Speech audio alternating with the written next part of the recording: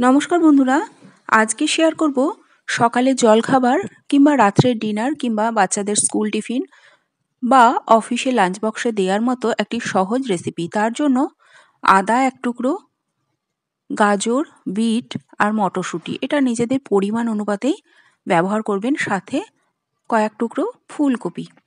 এরকম একটা hand chopper যদি থাকে তাহলে ছোট ছোট করে সবজি কাটতে কিন্তু ভীষণ সুবিধা হয়, তাতে সময়টাও কম লাগে। সাথে একটা কাঁচা লঙ্কা, যদি বাচ্চারা খায় মেশাবেন।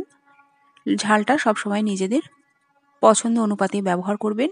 সব মিহি করে কুচি করা হয়ে গেলে একটা পাত্রে কুচি করা সবজিগুলো নিতে হবে। এবার ওর মধ্যে একটা পোলট্রির ডিম, লবণ, হলুদ, একটু চাট মশলা আর একটু ভাজা জিরের গুঁড়ো। ভাজা জিরে মানে রোস্টেড ভাজা জিরে। জিরের সাথে আমি কিন্তু একটু এলাচ, লবঙ্গ, দারচিনি আর একটু শুকনো লঙ্কাও ড্রাই রোস্ট করে নিয়েছিলাম, সেখান থেকে অল্প একটু ভালো করে মাখিয়ে নিতে হবে।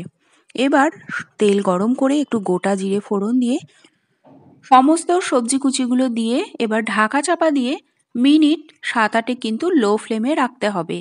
মিনিট 7-8-এর মধ্যে গাজর, বিট সব কিন্তু ভালো মতোই নরম হয়ে যাবে।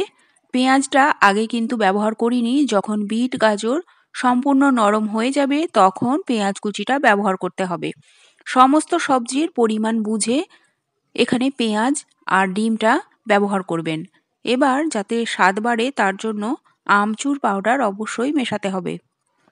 সব কিছু ভালো মতন মিশিয়ে নেওয়া হয়ে গেলে গ্যাসের ফ্লেম অফ করে এই পুরটা একটু ঠান্ডা হতে দিতে হবে। ঠান্ডা হয়ে গেলে দেখবেন সম্পূর্ণ কিন্তু ঝুরঝুরে হয়ে যাবে পুরটা। তারপর বেলার জন্য একটা চাকিতে অল্প একটু আটা ছিটিয়ে নিয়ে আটা কিংবা ময়দার লেচি থেকে গোল গোল করে সবার প্রথমে পরোটা তৈরি করতে হবে।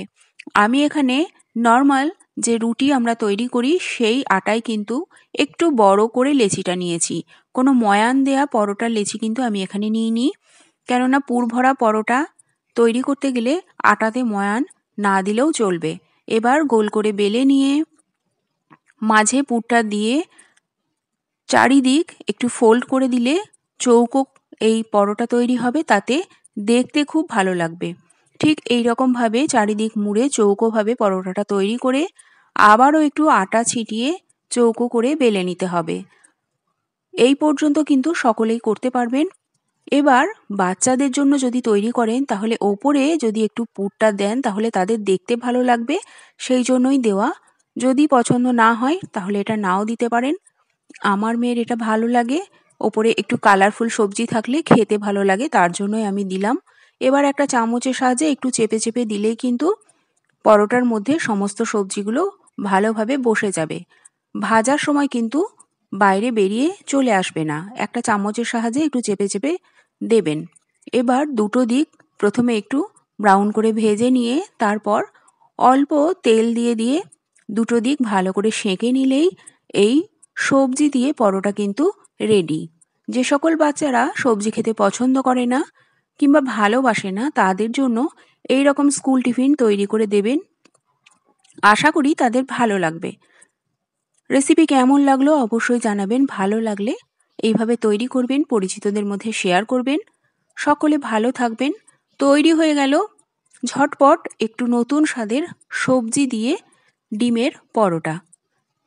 আজ তাহলে এটুকুই, দেখা হবে অন্য কোনো সহজ এবং চটজলদি রেসিপি নিয়ে। সকলে ভালো থাকবেন।